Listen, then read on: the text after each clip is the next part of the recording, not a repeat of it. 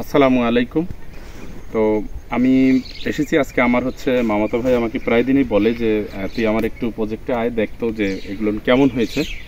আসলে আমি কৃষি খুবই ভালোবাসি। এর আগে আমি আপনাদেরকে বলছিলাম যে আমি কৃষি খুবই ভালোবাসি। আমার অন্যান্য কাজের চেয়ে মানে কৃষিটা আমার কাছে খুবই ভালো লাগে। কৃষি, মাছ চাষ, তারপরে গরুর ফার্ম, তারপরে ঘাস চাষ, আলু, মানে এইগুলো না আমার কাছে খুবই পছন্দনীয়। তো আমার ভাইও মানে খুব জোরালোভাবে শুরু করছে। প্রিয় দর্শক, যেটা এখানে ইন্টারেস্টিং বিষয় হচ্ছে যে আমাদের এইসব এলাকায় কৃষিরা একটা মানে পদ নিয়ে বা একটা ফসল নিয়ে তারা হচ্ছে সবসময় মানে ইয়ে হয়ে থাকে যে আলু করছি তো আলুই হবে।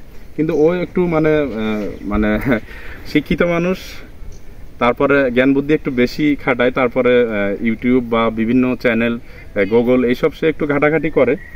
তো সে দেখলো যে আলুর পাশাপাশি তো আমি আরও কিছু ফসল করতে পারি। যদি আলুর যদি কখনো মানে দাম কমে যায় তাহলে শসার দাম অবশ্যই অনেক সময় বেশি হয়, অনেক সময় শসার দাম কমে যায়, আলুর দাম বেশি হয়। তারপরে অনেক সময় আগুর মূলা চাষে সেটা খুব সুন্দর হয়। তো এখানে যেটা খুব মজার একটা বিষয় সেটা হচ্ছে যে আমার ভাই এখানে হচ্ছে দুইটো করে হচ্ছে আলুর হচ্ছে দুইটা করে হচ্ছে যেটা আইল দিয়েছে, যেটা আলুর আর কি আমাদের এখানে আঞ্চলিক ভাষায় বলা হয় যে কান্দি, আলুর কান্দি দুইটা দিয়েছে। তারপরে বা পাই বলে এখানে অনেক ধরনের ভাষায় বলা হয়। এর পাশাপাশি দুইটা পরপরে সে দেখা যাচ্ছে যে একটার মধ্যে দিয়েছে হচ্ছে শশা। এখানে দেখা যায় প্রিয় দর্শক, এখানে এই যে শশার গাছ, তারপরে সে এখানে দেখা গেছে যে 3 ফিট 2.5 ফিট পরপর আবার শশার গাছ দিয়েছে। এই আলু ওঠার সাথে সাথে দেখা যাচ্ছে যে আলু তুলে সে হচ্ছে শশাগুলো নিবে। এই শশার দেখা যায় অনেক সময় আমাদের এইসব বাজারে 100-150 টাকা কেজি পর্যন্ত হয়। তার বুদ্ধিটা আমার কাছে খুবই ভালো লাগছে। সে এখন বলতেছে এর ফাঁকে ফাঁকে হচ্ছে আবার হলো মূলার বিচি সে এখানে দিয়ে দিবে, যাতে মানে মূলাও হবে। তা আসলে বুদ্ধি থাকলে অনেক কিছু করা সম্ভব।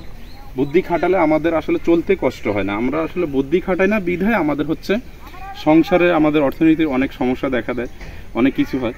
এর পাশাপাশি তার হচ্ছে গরুর ফার্ম আছে, তার ঘাসের প্রজেক্ট আছে, এরপরে তার হচ্ছে পেঁয়াজের এখানে ফুল মানে পেঁয়াজের বিচি সেখানে সে ইয়ে করছে, বলন করছে যেটা। তো আমরা প্রিয় দর্শক আসলে আমরা যদি একটু চিন্তা ভাবনা করে যদি মানে জমি চাষ যদি না করি, আমরা শুধু একটা ফসলের উপরে ডিপেন্ডেবল হয়ে থাকি বা একটা ফসলের উপর যদি আমরা ডিপেন্ড করি, তাহলে আমাদের সেটা আসলে খুব ভালো হবে না।